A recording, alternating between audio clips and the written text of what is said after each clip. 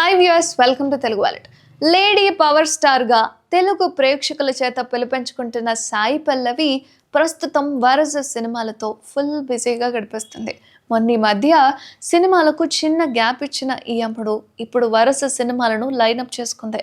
తెలుగుతో సహా తమిళ్లోనూ సినిమాలు చేస్తూ దూసుకుపోతుంది. ఇక ఇటీవలే తమిళ్లో అమరన్ సినిమాతో, తెలుగులో తండేల్ సినిమాతో హిట్స్ని అందుకుంది.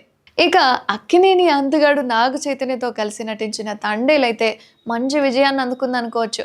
ఇక మత్స్యకారుల జీవిత కథ ఆధారంగా తెరకెక్కింది ఈ సినిమా. ఇక ఇప్పుడైతే బాలీవుడ్లోనూ అడుగు పెట్టబోతోంది సాయి పల్లవి.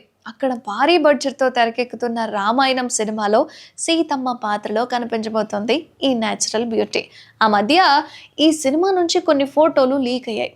ఆ ఫోటోల్లో రణబీర్ కపూర్ రాముడిగా కనిపించగా, సీతగా సాయి పల్లవి చూడముచ్చటగా కనిపిస్తుంది అనుకోండి. ఇది ఇలా ఉంటే సాయి పల్లవికి ఓ టాలీవుడ్ హీరో అంటే చాలా ఇష్టమట. ఆ హీరో అంటే సాయి పల్లవికి ఎంతో అభిమానమట. అయితే ఇదంతా కూడా ఓ ఇంటర్వ్యూలో సాయి పల్లవి స్వయంగా చెప్పింది. ఇక ఆ హీరో ఎవరో కాదు, మన మెగాస్టార్ చిరంజీవి. సాయి పల్లవికి మెగాస్టార్ చిరంజీవి అంటే చాలా ఇష్టమట. ఆయన నటన, డైలాగ్ డెలివరీ, డాన్స్ అంటే తనకు చాలా ఇష్టమని సాయి పల్లవి చెప్పుకొచ్చింది. దాంతో కొంతమంది షాకింగ్కి గురవుతున్నారు. ఈ జనరేషన్ అమ్మాయి అయ్యుండి ఏ అల్లు అర్జున్ పేరో, లేక పవన్ కళ్యాణ్ పేరో, లేదా ప్రభాస్, మహేష్ పేరులో చెప్తుంది అనుకుంటే ఏకంగా బాస్ పేరు చెప్పింది దట్ ఈస్ సాయి పల్లవి అని అంటున్నారు అభిమానులు.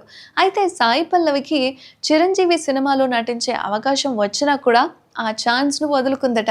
మెహర్ రమేష్ దర్శకత్వంలో వచ్చిన బోలా శంకర్ సినిమాలో చిరంజీవి చెల్లిగా సాయి పల్లవిని సంప్రదించారట.